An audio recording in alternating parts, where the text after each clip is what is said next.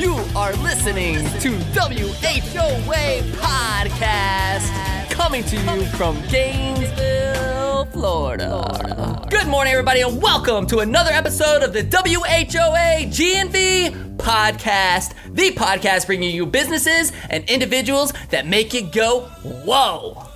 Today, we have the Gennaro Brothers, Angelo and Frankie, who have a family startup business with 2 patented products that are clinically proven to overcome sickness the all-natural way, baby. Those products are called FLUBGONE and the Immune Booster Express. Gentlemen, welcome. Thank you. Are you guys psyched to be here? So excited. It's like 8 o'clock in the morning. Everybody's like, yeah, I'm excited. But I'm excited to get into y'all's story in just a minute. But Ty, dude, tell me what's going on, man. Best of Gainesville world.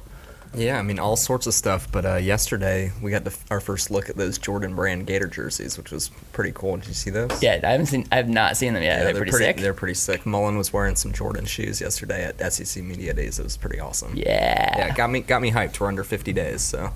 From now, by the time this airs, it'll be the weekend. Yeah. This is gonna air like September 3rd, I think. Okay, yeah, it'll be first weekend. Yeah, man, we got football this weekend. Yeah. We just transported into the future just like that. I love it. So, well, excellent, man. It's super exciting. I love football season in Gainesville. Just the energy. The energy in Gainesville when football season is around just goes to a whole nother level. Yeah, I think all the local businesses I've been talking to over the last week are kind of getting ready, so they can start to feel it. Yes. Yeah. I love it. Well, gentlemen, Angelo, Frankie, what's up? What is up, Colin? Colin. We've been waiting for this day for so long. Thank you for the invite. I've been nudging them like since we like started doing the first couple episodes, saying I want you guys on the podcast. Your energy is just so infectious. I love your energy, and I need it at 8 o'clock in the morning. So Colin gave us several different dates, and we chose the last date. We're like, let's do the last. It's like one. this time period to this one. Well, you guys are all over the place because I know you're like traveling. You were like when I was hitting you up, you were in Vegas, which I want to get into a little bit. But so our audience kind of knows like what you're all about, what the business is. You know, why don't one of you guys just explain? Give us the story, right? We always start with the origin story, like why are you doing this? Like where did this idea come from, and all that. So ready, set, go. Well, it's a long story. It's a good thing we're on a long podcast here. But to be honest, we never thought we would be doing what we're doing right now with these products and really even starting our own business. Kind of rewinding all the way back to the beginning of time. I'm going to relate a lot of things we do to sports because I see it carry over into life and into business and into literally everything that we do. And that's from starting at a young age. My brother and I both playing sports, literally every sport that we could play. I had the privilege of playing college football. He had the privilege of playing college football. I played at FIU down in Miami. And but to bring this to market was a struggle to get it to the point where we are right now. But just to let you know that this, what you see in this bottle, it was something that we just took as a family years ago. I mean, this is when we were living on the mission field over in, I have a sister, I was born in Costa Rica. I was born in the jungles of Peru, there with my dad always says, Franquito of Iquitos with muchos mosquitos. So in all the bug-infested jungles, that area. So we have five siblings, including my brother and I. I'm the oldest. I'll throw that out there. Yeah, oldest of the 5. Big family. My senior year of high school, there was 5 teenagers in the house at the same time. I was 19, an old senior, and the youngest was 13. So you can imagine our parents, 5 teenagers at one point in the house. Yeah. So when really my parents just had this formula that they put together, they just chopped and diced up some ingredients, and I don't even know. I was so young. I didn't know what it was. But every time anybody in our family would get sick, whether it be a stuffed up nose or just feeling bad, we'd have to take it. Well, at that point, it was disgusting. Like, this was the worst thing ever. Especially that no one in our family likes hot or spicy foods. Tell them about the ingredients, because people listening, they have no clue what we're talking about. Yeah, well, tell us what's in it. All right. What's inside of it is ginger, garlic, horseradish, pepper, onion, echinacea, monolaurin, cinnamon, honey, all inside the liquid base being organic apple cider vinegar. That'll cure anything. Oh yeah, Literally knock it out. Knock anything out at all. But way back then, it wasn't that exact combination of the ingredients. It was a whole lot of pepper and some garlic and some other stuff that who knows what it was. It was just awful. Like I would even tell my sisters, like if we would fake not being sick just so we couldn't take it, because we're like, hey man, I don't know about this, Dad. And so I would always choose the route of going and running and sweating it out if I would ever become sick, just not to take it. So that's how powerful it really was. To start off with, we've changed obviously the formula. Yeah. No, it then. isn't what it was back then. Yeah, right now it tastes good. It tastes. Yeah, I mean, you tell me. You tasted it, Colin. Yeah, it's got a little of like, I like it though. It's got that little burn. Mm-hmm. You know, I like it, man. It's. I don't even really know how to describe it, to be honest with you. But it's not bad. It's not like, you know, when you take a, you know, I hate like, you know, you dread taking stuff like cough syrup. Like I don't dread taking it or anything. You know what I mean? Like, but you feel it, and I definitely.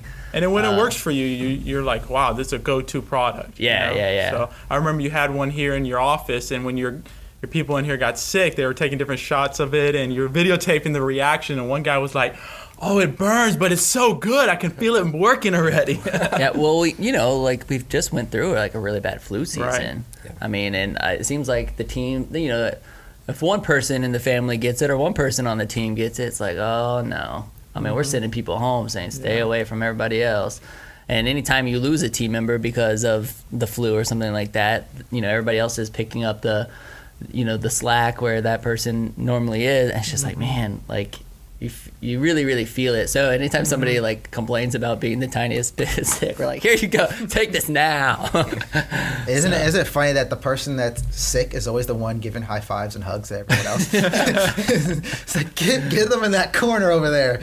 We don't want them in our space. So when did, like, you know, I mean, this is a family formula, right? When are you like, all right, like, let's turn this baby into a business. Like, let's go. Like, when did that happen? Well, we never thought of turning it into a business. It was just something that we took. We didn't, you know, we decided to choose the all natural route. We see that over time your body builds up a resistance to antibiotics, and you know, and when that happens, also all these, you know, harsh medications tend to destroy your immune system, and when your immune system is weak, you're basically opening the door for anything to happen, you know, any type of sickness or anything. And then also I always saw people that take a lot of medication, you know, of course, there's always those side effects. Then you got to take another medication for that, and then that, and then that. That's why you see some of these old people with pills, like 50 pills a day for this and this and this and this. So we knew that the all-natural route was the way to go, but we didn't think it would be a business. We're a healthy family. Of course, playing sports, you have to keep your body in top shape. So it really started from, I would say like 2003, 2004, whenever the real estate market crashed. Our family lived off of support, so we had all these supporters that gave us money, and that's how we thrived. We really functioned as a family because my parents were missionaries overseas. And when people, you know, pay for, you know, what my family was doing, and you have 5 kids to feed, and then the market crashes, and a lot of the supporters were, you know, tied into the real estate market. We saw that the support giving was cut in half, and we were stuck. Like, we were all young. I was maybe 10 or so. Were you guys all overseas as well? All of us, yeah. Yeah, all of us. Yeah, I was born. Yeah, exactly. So we were all very, very young, and during that time period, I remember my dad coming to us and just saying, guys, you know, this is what's going on. We gotta, you know, cut back on food, cut back on entertainment, cut back on whatever, to make things work. Because we realized that there's phases of life. And it was just another phase that we had to overcome of not having a lot of money. And it was even to the point where my dad decided to really humble himself and get another job, and you know, to put food on the table. And so I always admired my dad doing that, bringing on another job as busy as he was, he decided to be one of the managers at Chick-fil-A. As you know, Chick-fil-A, they run a tight ship, and they do everything the right way, going the extra mile. They have morals and everything. But once again, you're getting paid hourly, and you're trading your time for money, so it just takes a whole lot of time. I remember seeing him come home after after school, after football practice, and he would always bring us home Chick-fil-A sandwiches and cold fries, and whatever it was. And I admired that about him. And during that time period was when I personally started to understand entrepreneurship and realize there's got to be other ways to make money than just working a job. I was at the age, it was about middle school, where I couldn't even work a job if I wanted to. I wasn't old enough. I tried to go apply for Publix. I couldn't. I think you had to be 12 years old to be a bag boy or a paper boy, whoever the ones that put the shopping carts. So I remember coming to my dad, and when you're in school during that time period, it's all about how you look. You want the nice shoes, you want the swag going into school, especially middle school. It's all about appearance. And my brother and I shared the same clothes. So I was like, man, I want some money. And I know my parents aren't just going to, they provide for us, but a lot of times they don't just give you money just to go do what you want to do. Sure. So I want to make money. And, I see people nowadays are like, oh, it's bad to make money. I think it's good to make money, especially if you work for it. The more money you make, the more people you can help. That's the way I saw it from a young age. It's like, hey, my friend wants swag too. What if I can give him a shirt and I can give me a shirt? Yeah, I just want to make some money. So I remember talking to my dad, saying, asking him, what should I do? Kind of referring to, Dad, can I have some money? But what should I do to make some money? Hoping he'll just give me some, but that wasn't the case. He said, well, why don't you go out and work? And that's where I had to get creative. And I remember, like I said, this was middle school, probably 6th grade or so. I went door to door, and this was the game plan my father told me. He said, son, go door to door, ask the neighbors if they need anything done, whether it be their leaves raked, their cars washed, their dogs washed. I remember I did that a couple of times. Cleaning their windows, vacuuming their carpet, whatever it is, just let them know that you're a local student down the road at such and such school, and they will give you work to do. But when they ask you how much you charge, don't tell them. Tell them, give me a task. After I have it completed, pay me what it's worth. So I was like, all right, yeah, sure, I'll do that. Very first time I did this, I got scammed. I went over to this guy's house. I was full advantage of that. Oh my gosh, it was a nightmare. I was all excited about it because I didn't, as I'm working. First of all, this guy first of all, to rewind that, the very first day I go to this older gentleman's house, he was the first house I went to that day. He said yes, come the next day. So I didn't go to any other houses asking for work. I just went to him. He said tomorrow. I said, all right, I'm done for the day. Let me go there tomorrow. So I meet him bright and early. He gives me all these chores to do. I had to cut his grass. I had to help paint his barn and just a ton of stuff. And this was 6th grade. And the first thing he asked me was, how much do I bench press? Bright and early, how much do I bench press? And I'm like, a lot? This was 6th grade. I don't know, like a lot. I could do some push-ups for you. Show you how much I can lift. So I felt like he was testing me of like, how strong are you for this work that I'm about to have you do today? So I remember going through the whole work. It took me literally from like 6 in the morning to the afternoon, about 1 or 2 in the afternoon.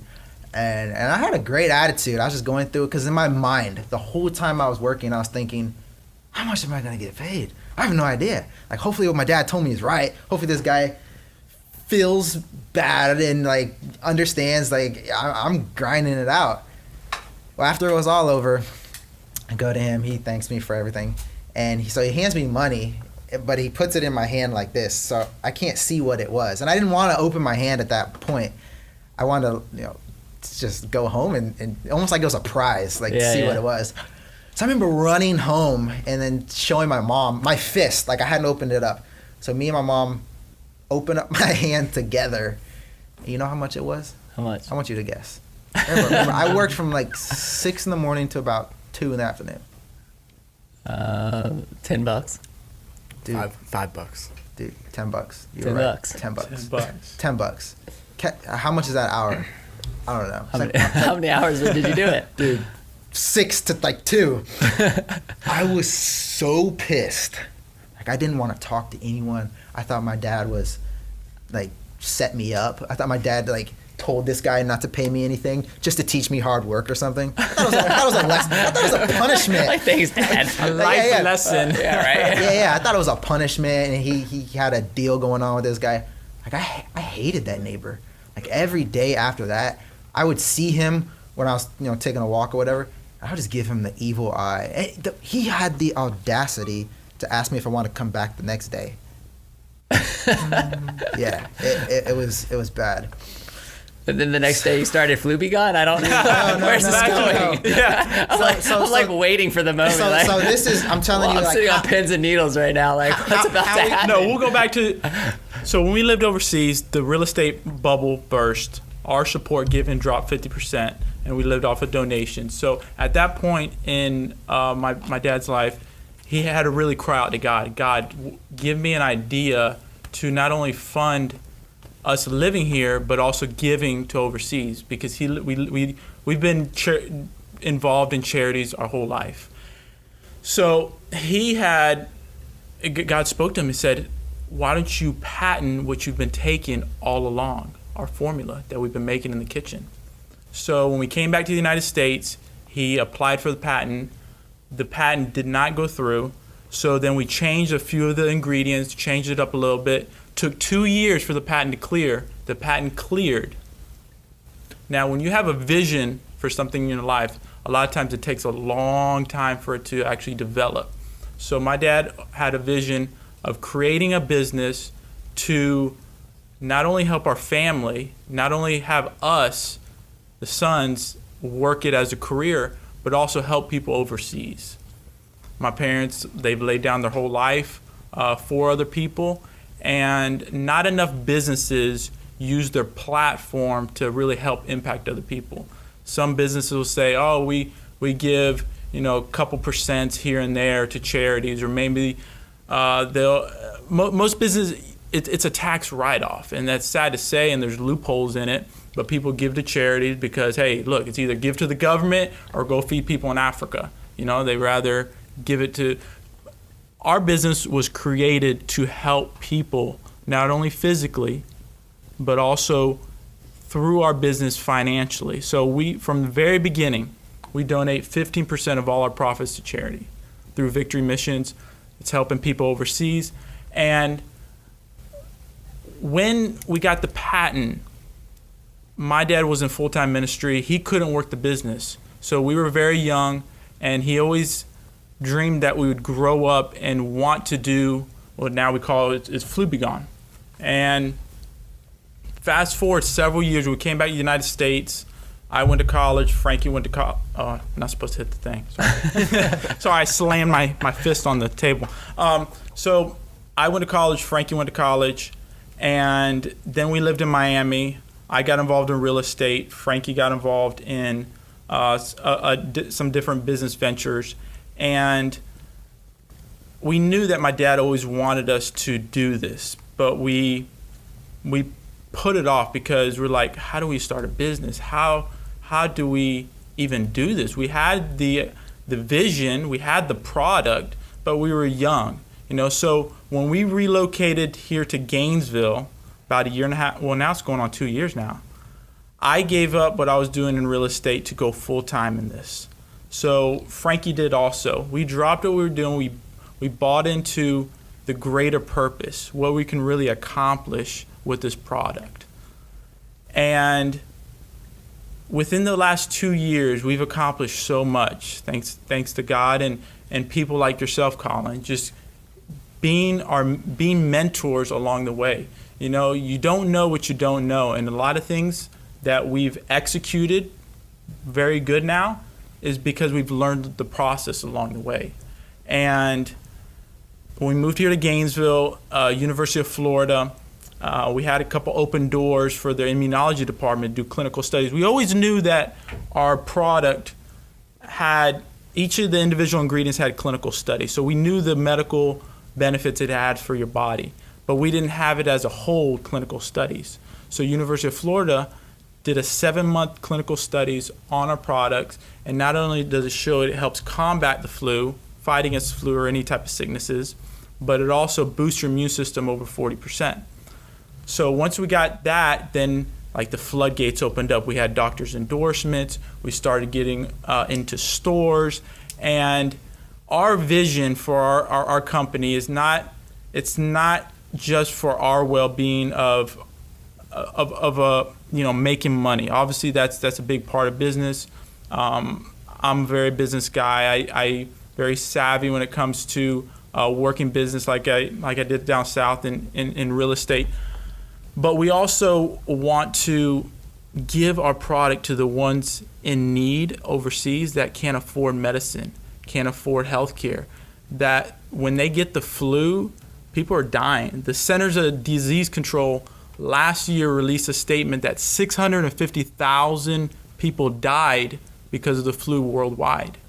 And we know that with a product like ours, that we are literally going to be saving people's lives by putting it into maybe villages in Africa or South America, and really make a huge difference and a standard for businesses that, you can use your platform in business to impact others and also live very comfortably. You can do both. But I think a lot of times people, it's a greed thing.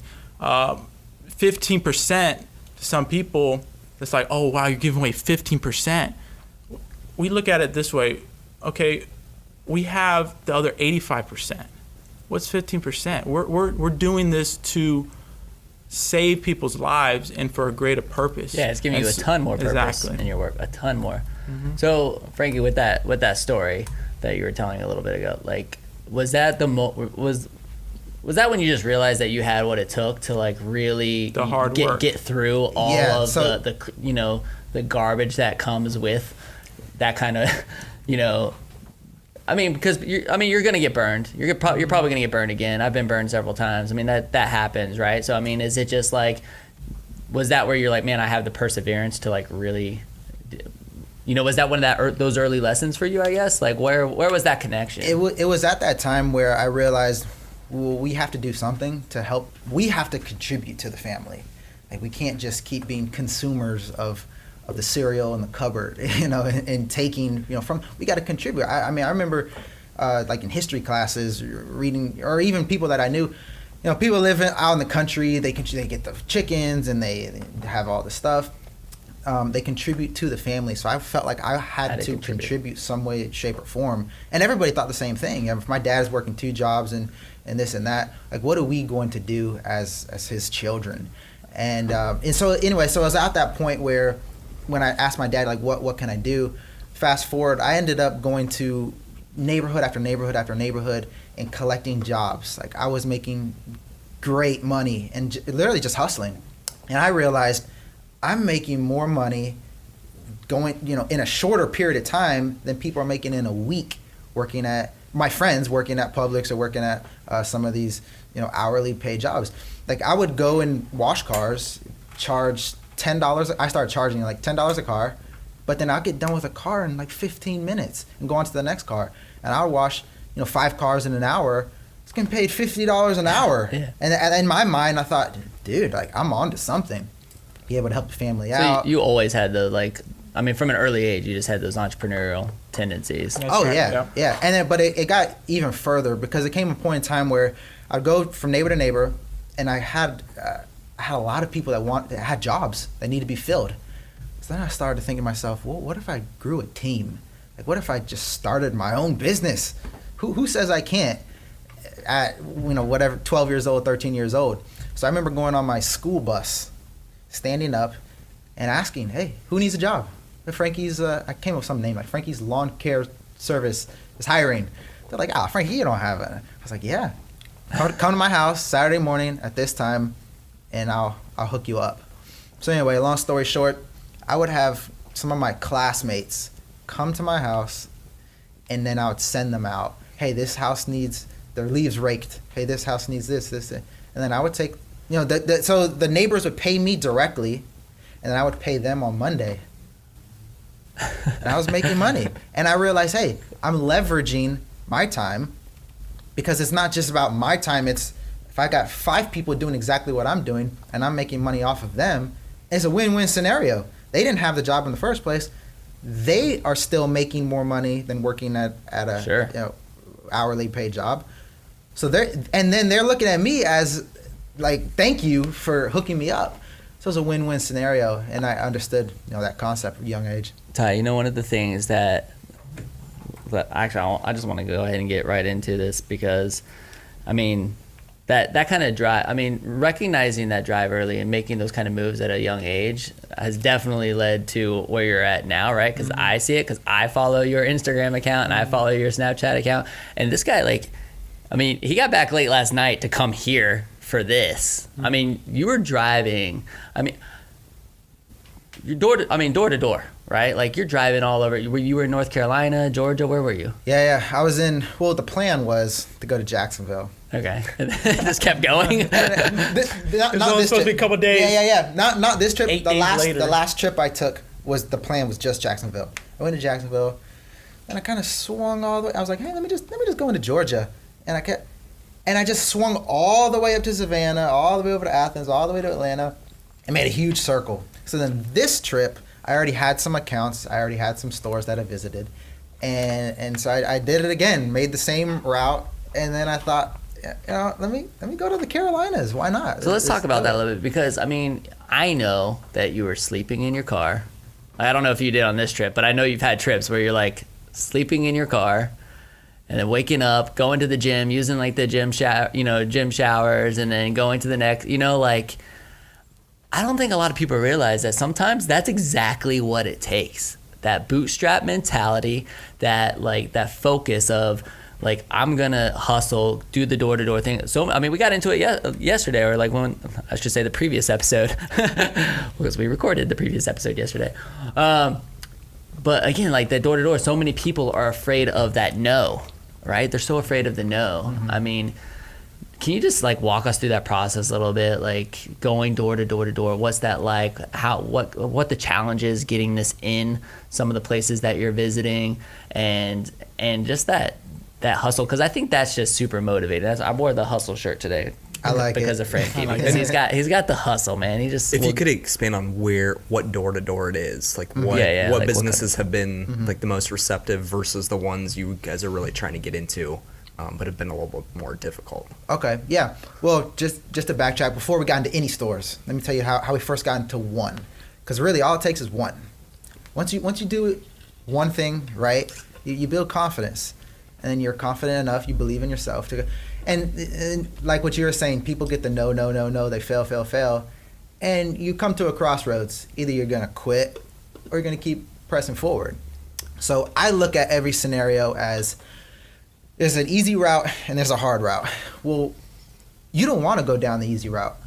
If it's easy, you don't want to do it. It's not gonna last, or you're not gonna learn from it. So we've learned through this process that there's a ton of things we don't know. And then we don't know what we don't know. And so it's just the trial and error. It's, number one, surround yourself with other people like yourself to learn from them. But then there's things that you got to get out on the playing field and figure it out. It's like I can be playing football to relate to.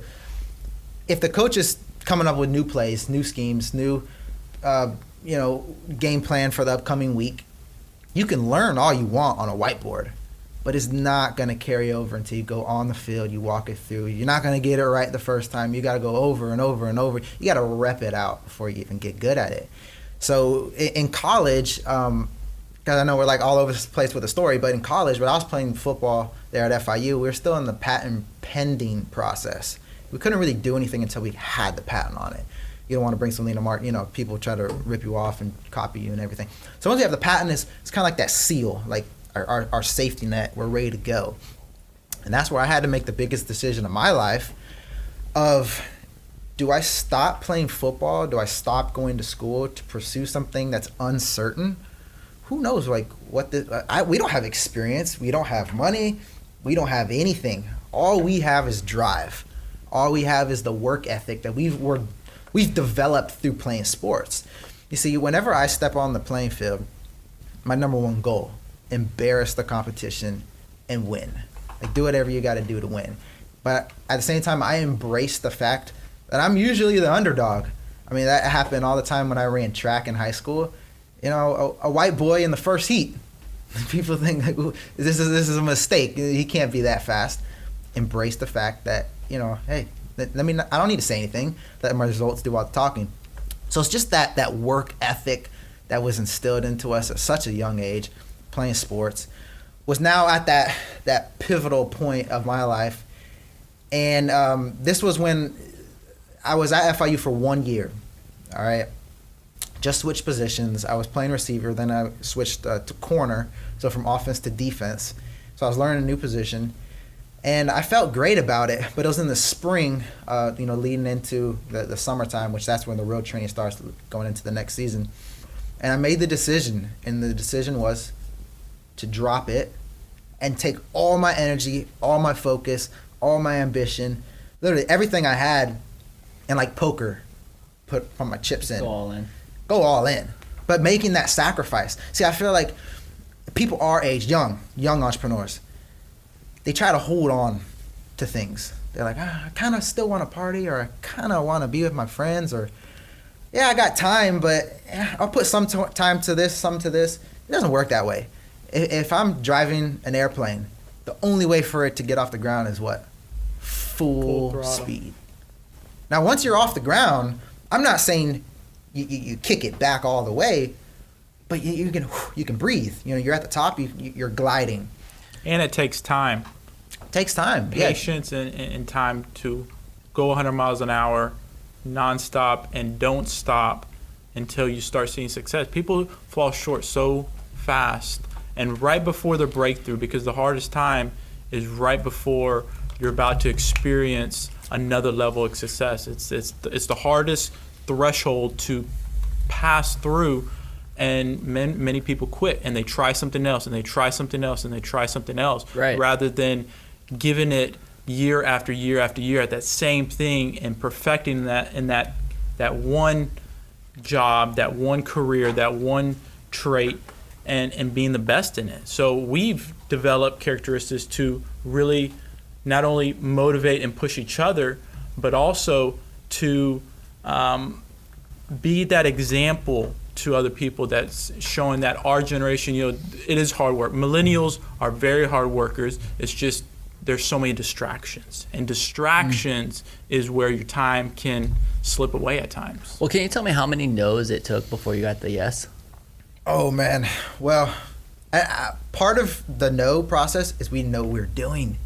It's like if I'm doing a pitch on our product, I know the product, but there's a difference between knowing what you're talking about and articulating it the right way. Right. You know, so we didn't know what we were talking. I'm talking about no after no, but not just no's before getting into stores.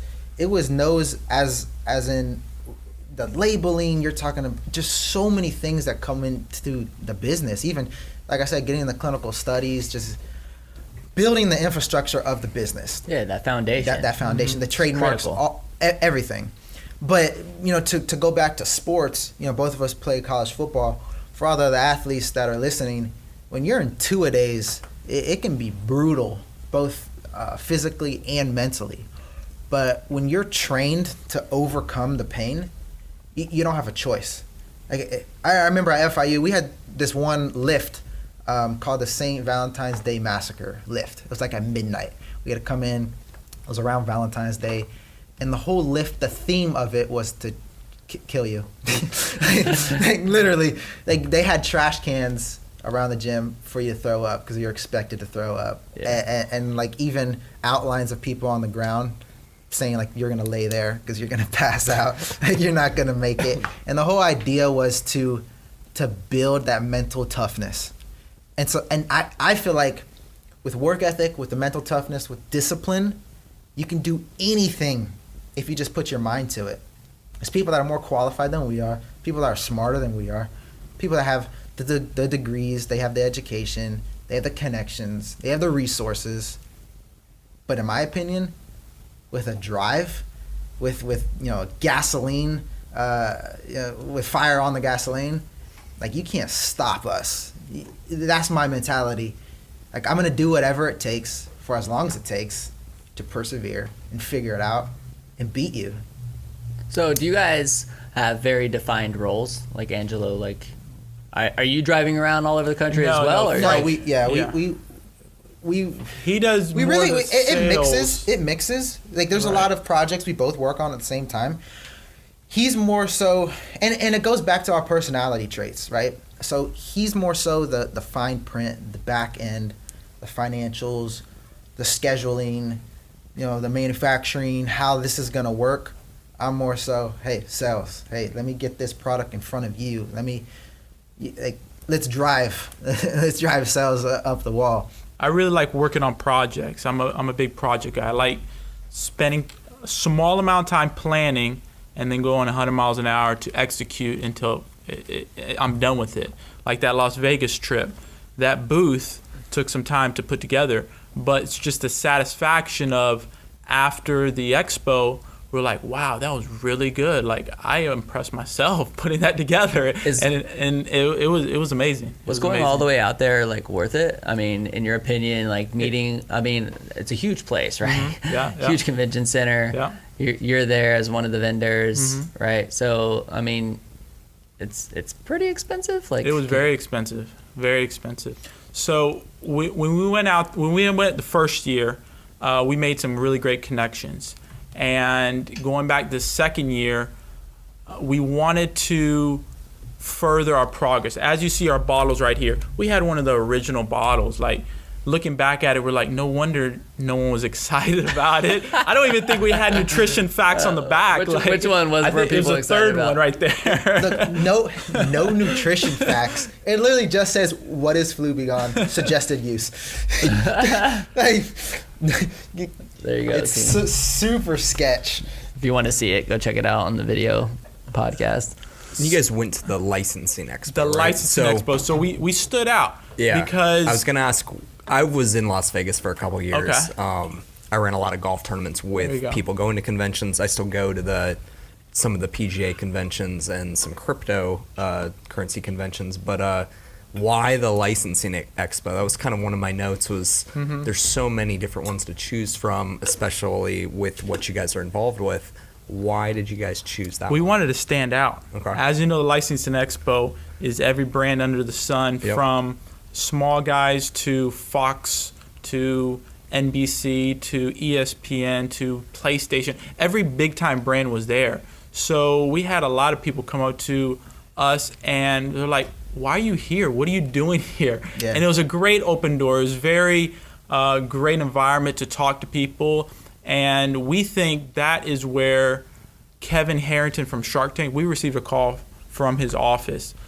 He wants to feature us on one of his companies is As Seen on TV. He wants to feature our product on there and work more with us. We think that one of his reps was walking around and saw us there. So it was great exposure on a national world platform. We have different opportunities to go international, down to South America, to Australia, to New Zealand. Yeah, we're talking to a guy right now.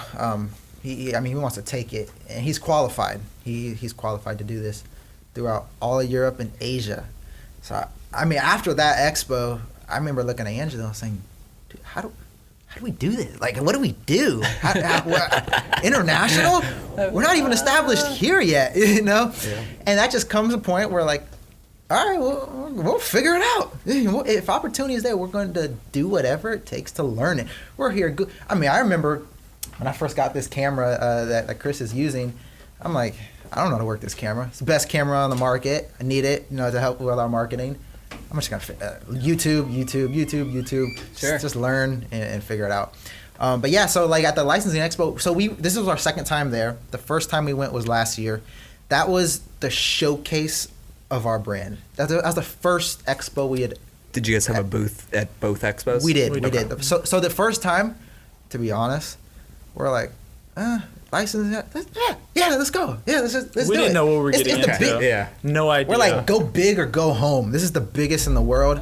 Let's do it. It's like if you're skiing, forget the bunny hills. Let's go for Black Mountain, whatever.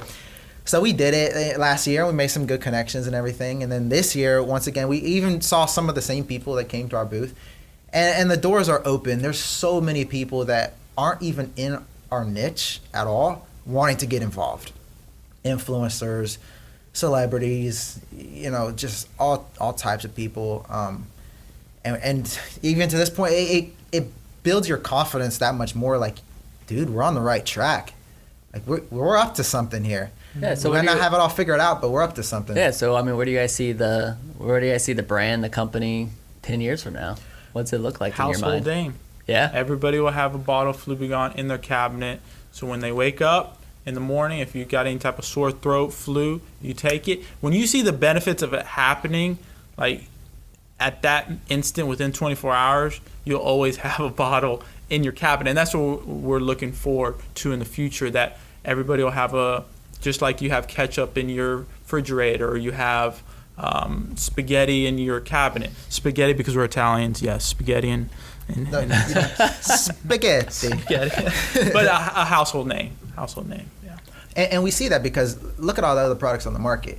Like, and I'm not one to, I don't have to bash another brand or talk bad about it to try to promote ours or put it. All I have to do is say, hey, look, this is what we have, but also look what the other options are currently on the market.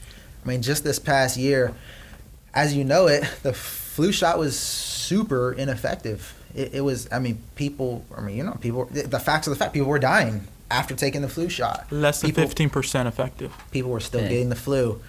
You look at some of the products on the market, you, like I said, you build up that resistance over time to a lot of these antibiotics, especially kids taking these harsh, very, very strong prescriptions.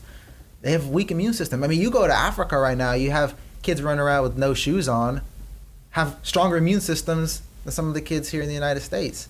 It's like, how is that? It's because they take, natural stuff. Now, they might get sick because of the water, different things, different variables. But if you look at the actual immune system, I think this year is the year where people are a lot more health conscious. I mean, look at people going green, all the organic products right now. No, for sure. You look at it, it's a shift in our culture. People are looking to become healthy, and they're looking for all natural ways to overcome sickness.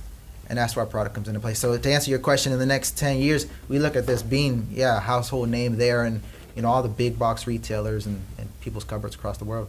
Are you using your social media influence to really build your brand? I mean, I don't even know if you look at yourself as an influencer in a way. I mean, but this guy has 21,000 followers on Instagram, right? And you're always so motivational when you're on your Instagram or your Snapchat.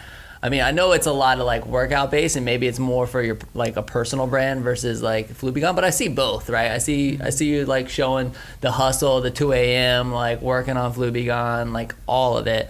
How much of an effect has social media been on helping you build your brand?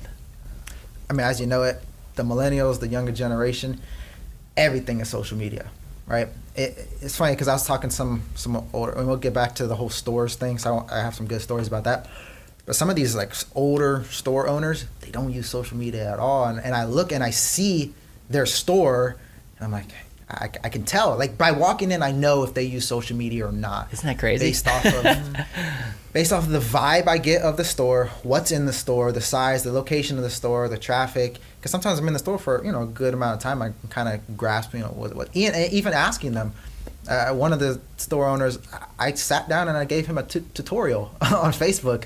He had a Facebook page with no timeline photo, and his kind of what you do, Colin. I remember I saw your Facebook Live of giving the tutorial of social media, and then all these people get on Facebook Live. They had never been on it before.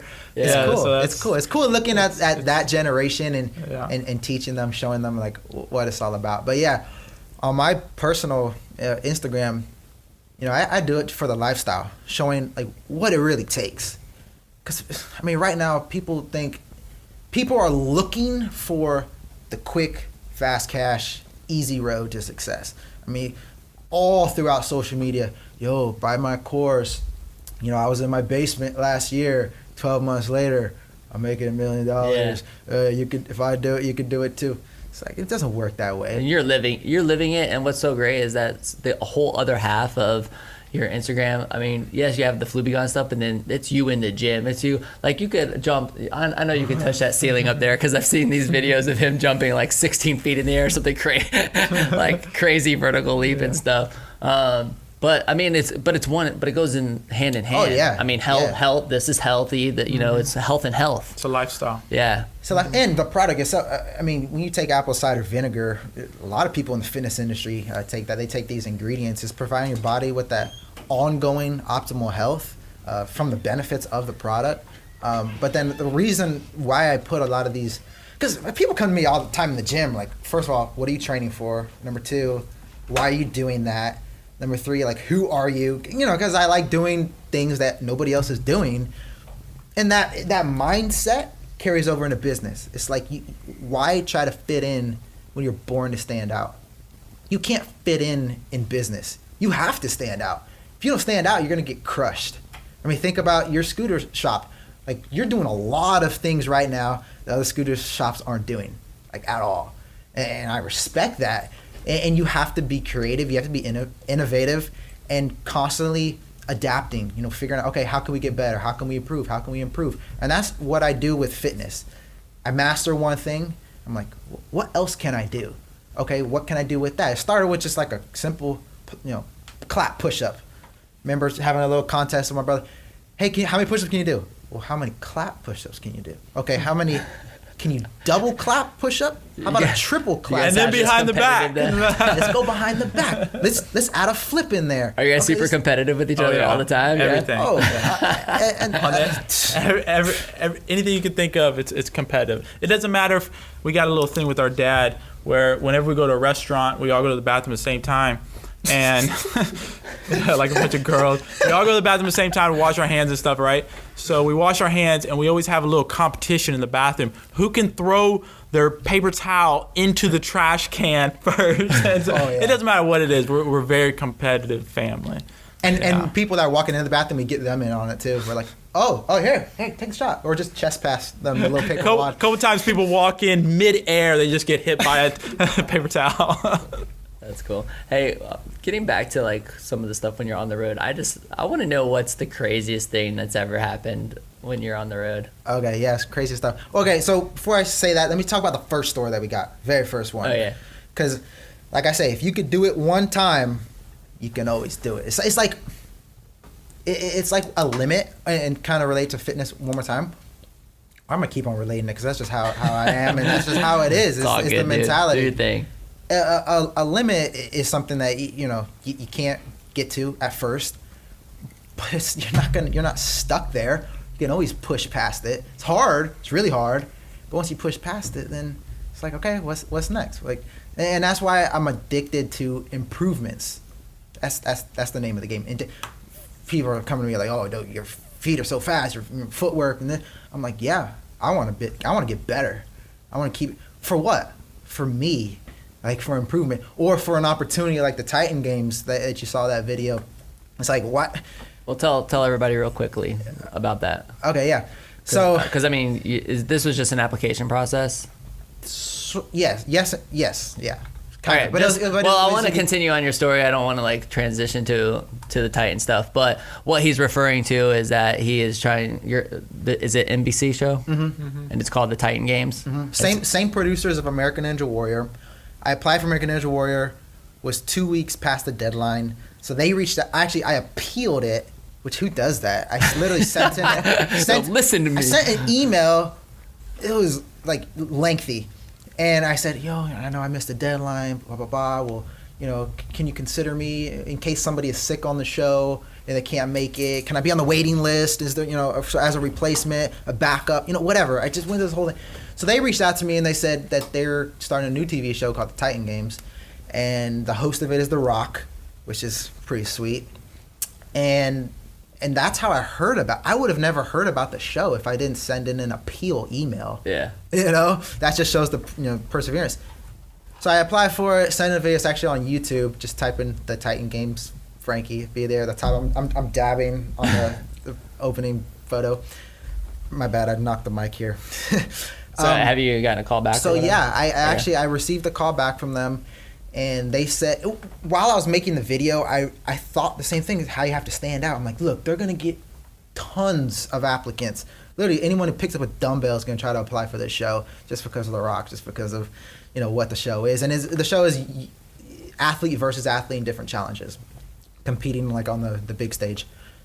So I made my video, talked about the family, talked about business, talked about the mindset, but even the opening scene is energetic, and I knew they wanted somebody for TV. Like you got to have a personality. You have to, you got to be entertaining, and so I kind of merged that with athletics and everything. So when he called me back, he said, "Look, that's what stood out to us." He says we have 5 meetings, and every single meeting, all the managers of the agency, they have their top picks. And then we eliminate people, ongoing. So the call back that I received was, we're going into our final meeting. This was the guy that's been pitching my profile every single time that they've had this, this meeting to drop the people they don't want. And he says, look, I'm going to pitch your profile again because I really like it. He says, we've received more applicants than almost any other show in NBC history for this show. And it's the first season ever, so it's crazy because they have no publicity yet. And so he just kind of congratulated me on making it that far. So I don't know. I'm still waiting to hear back from them on the final results, but cool, see. You got your application in. Yeah. All right, so back to the other story. I just wanted to bring context to everybody who's going to be like, "What's the Titan Games?" Because if you just say that, people will be like, "What are you talking about?" Like Titan what? So with the stores, that's what you're asking? Yeah. Okay, so... Because you were telling us, what it took to get into that first store. The very... What did it take? Very first store was actually right here in Gainesville, Florida. It was Sunflower Health Foods. Right down the road off of University, I believe, across from Cleo's Closet and... PDQ. PDQ. Yeah. Newberry. Becomes Newberry. Exactly. So I remember going in there, talking to the owner, and, it was kind of weird setting up the meeting with them. Went in a couple times, was trying to schedule it. Then one day I just kind of walked in. I was actually with my dad because I didn't really know how to pitch it. He didn't really know how to pitch it. This was our very first store. So we go in there and we just brought a bunch of bottles, sat there with her, and she took a chance. She said, oh, you know what? I think it was the bottle without even the label. It was just nothing. So once we got this new label with the actual nutrition facts on it, we supplied them with the product, and from that point on, I was like, man, we can get in every store across the nation. Let's go. I was excited about it, but the next store that I went to, they said no. The next store, no. Then I'm like, all right, well, maybe I'm just explaining it wrong. Maybe it's me. I don't know what it is. So it's literally just the no. So then I stopped going into stores for a while, focused on online because we had a good amount of online sales and everything.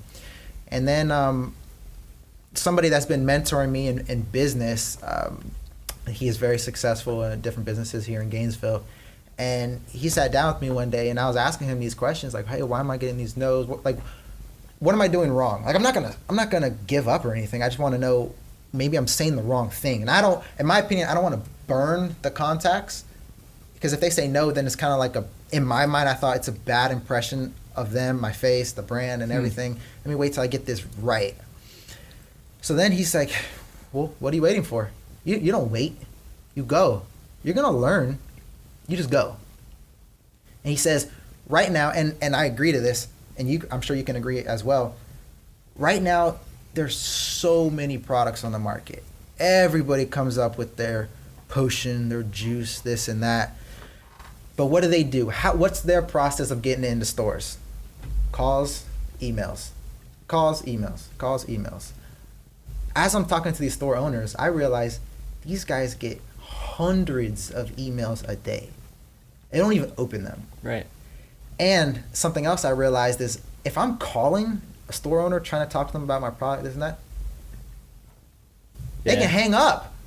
They can literally just hang up on you or give you the runaround and not get you in touch with the buyer or the owner. So that face-to-face just gave you the opportunity to really... Oh, yeah. Like, you can ignore somebody on a call. You can't ignore somebody with a smile and a handshake. They're in person. And so that's something that I realized. So going into every single store, it's crazy how much I've adapted the pitch. I've adapted what I've done. Usually when I went into stores, it was just, let me go in, figure out who to talk to, and let me sell them. Like they're getting the product. But it didn't work that way. I realized there's a lot more that goes into getting a product on the shelf. And a lot of it's psychology, to be honest. And I didn't read it. I didn't take psychology courses or anything. I just figured out what I'm talking about. And once I know what I'm talking about, I'm able to read the body language of the person who I'm speaking with and then adapt my communication based off of their reaction. Cool. And that goes so far, because usually if you have a product, you throw facts at them. Like there's so many facts that we have about the product. Oh, it helps with this. Oh, it does that. Oh, we have clinical studies. Oh, we have doctor endorsements. Oh, this. Instead of asking the store what they need or what they're looking for. Like something I might ask is, hey, I'm just, came in here just curious, and what are you guys doing right now in preparation for the upcoming flu season? That forces them to say, oh, well, either we haven't thought about it yet, or we're doing this. Because I already know the answer. That's the thing. Either they're not doing anything, or what they did last year didn't work. Because every health food store sold out of immune boosting products, of elderberry and all this stuff. And so that, like, those type of things is what I realized going in, just like how to change the conversation and how to get them to buy into the vision and what we have. It starts with a good product. Your product has to work. And then it goes into them buying you and your confidence. As I walk into the store, not in a cocky way, but I walk in with a presence. Right. Like I run the store. Like, this is my store. You're in my store. You know what I mean? And so as I walk in, my number one goal is to make friends with all the workers. That's a key. And that's something that I don't know. Well, really, I don't know a lot of sales reps myself. Like I focus on myself, what I do, instead of trying to, learn from old school methods, and that's calls and emails. And just my own personal experience is going in, talking with the people, getting to know their name, and then getting them to introduce you to the owner or the buyer. It's the difference between me walking up, oh, you're the owner? Oh, hey, I have this. Your first thought is, who are you? What is flu? I don't know you. It's a shock. And what happens when people are shocked? They put up a wall. Right. And they put up their guard. They're like, I don't want what you have. You got to figure out ways to get your foot in, and really create that opportunity to build a real relationship. I mean, it's, it sounds like there's all these little processes, and you're right. Cause you think about cold emails, cold calls, over the phone, whatever. I mean, it's just, you're not going to be able to build a relationship that way. So it's, it's really, for as complicated as it sounds, it's really not. You know what I mean? It's really, really simple. We got to start wrapping up in a minute, but did you have any questions, Ty? Yeah, because I've been on the other side of the retail stuff with salesmen coming in to see me. And yeah, me too. Yeah, I mean, the best ones can walk that line where they know you're busy, but they're willing to wait, talk to the crew around you, and buy their time to get their opportunity, and then it's not a hard sell. Maybe it's a, like you said, what are you doing for the flu season? The one thing I wanted to ask, just the difference between the e-com stuff and the retail stuff, who's been the market for this? Because with the influencers on Instagram, with local people, like Colin and I, you've got different ways you can kind of move the needle here. What's been the best thing so far as something that maybe surprised you? You've gotten a lot of sales out of something like this versus maybe something that you've spun your wheels on for longer than you thought you would. Well, it comes down to capital. I mean, if you're paying influencers, it really adds anything, comes down to capital. And right now, starting a business, our number one, or what we talked about day one was, hey, we're not going to go into debt. We're not going to take out loans. We're not going to have investors. So everything has been self-funded. And that's where the sacrifice comes. So all the money we make from sales, it kind of just rolls right back into manufacturing. Then manufacturing get a little.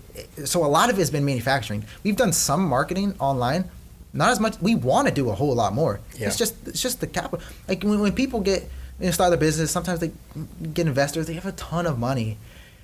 I think, in my mind, they don't develop the necessary skills and just like the character to withstand all that, you know.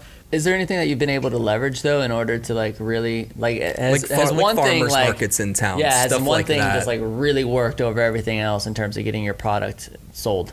That face-to-face Just interaction going in. and word of mouth, most definitely. Okay. I mean, we're making these bottles by hand, so even though we're going 100 miles an hour full throttle, we're also holding back on approaching larger corporate chains like Whole Foods and larger chains, because one order could wipe out our inventory. Yeah. And we don't want to not fulfill the order. So even though we're growing fast, we're growing at the rate of what we can handle. I mean, we're staying up all night chopping up these ingredients and putting on labels. I mean, we're doing this the grind, you know, grinding it out.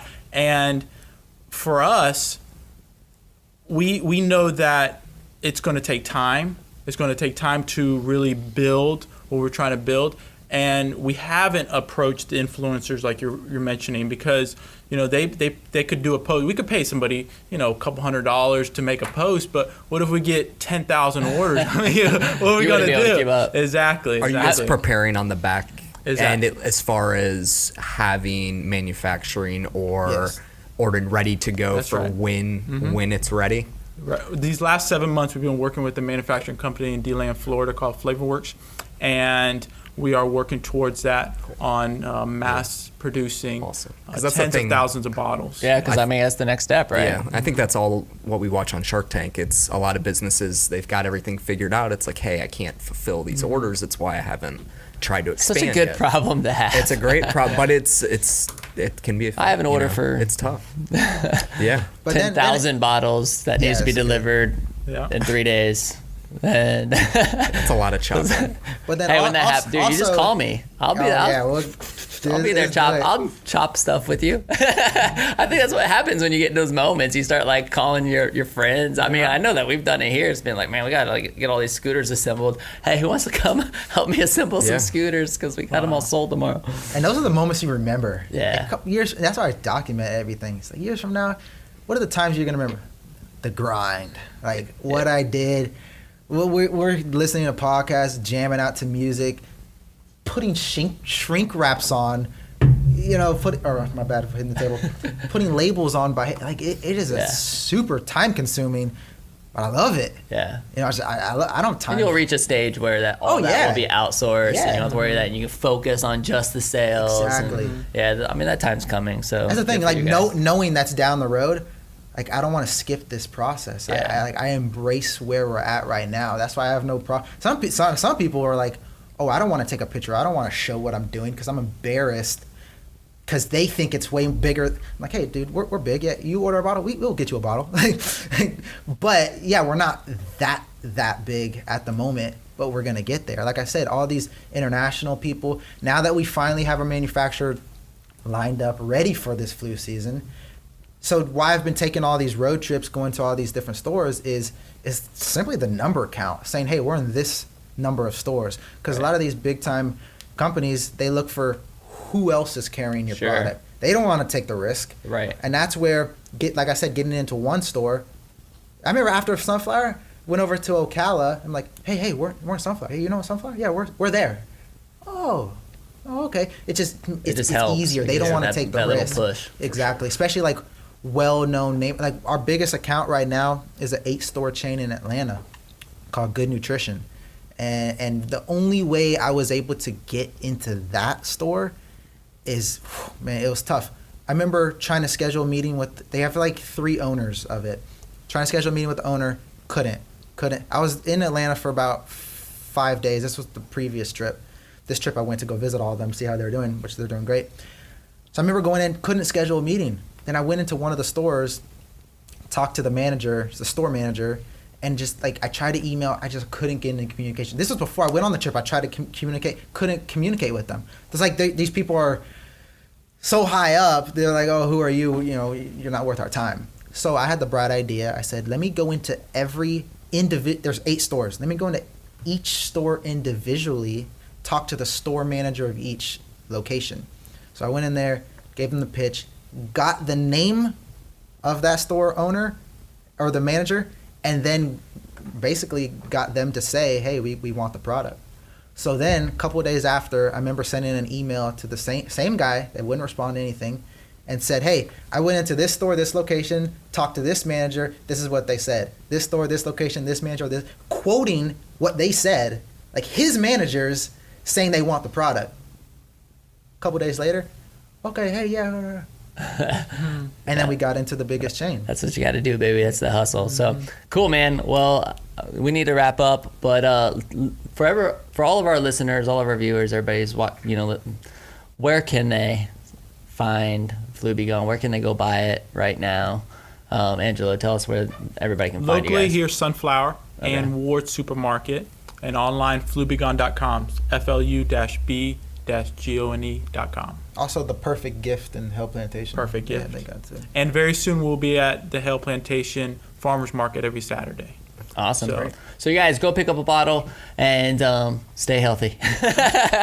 So thanks everybody for listening. This is the podcast bringing you businesses and individuals that make you go, whoa. Whoa. See you later. See you.